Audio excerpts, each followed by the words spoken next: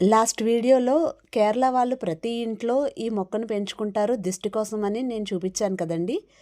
ఆయన ఒక స్వామి ఇచ్చారు నాకు ఈ మొక్కని అని చెప్పి. ఆయన ఇచ్చేటప్పుడు ఈ మొక్క కొమ్మతో బతకదమ్మా, ఇవ్వను అని చెప్పారు.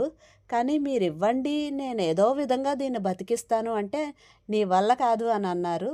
కానీ మనకి వల్ల కాదంటే విశాల దివ్య ఊరుకోదు కదా. నాకు ఈజీ కదా అని చెప్పి నేను ఈ కొమ్మని తెచ్చుకున్నాను. నేనేదో పాటలు పాడతాను మీరివ్వండి అని చెప్పి. ఇప్పుడు చూడండి ఆకులన్నీ పండిపోయినప్పుడు నాకు భయమేసింది బతకదేమో అని చెప్పి ఈ మొక్కను మిస్ చేస్తానా అని. కానీ ఇప్పుడు ఈ మొక్క బతికిందండి. చూడండి ఎంత అందంగా ఆకులు రాలిపోయిన తర్వాత ఎంత బాగా పూసిందో. ఒకసారి చూడండి. లెంత్ ఎక్కువైపోయింది.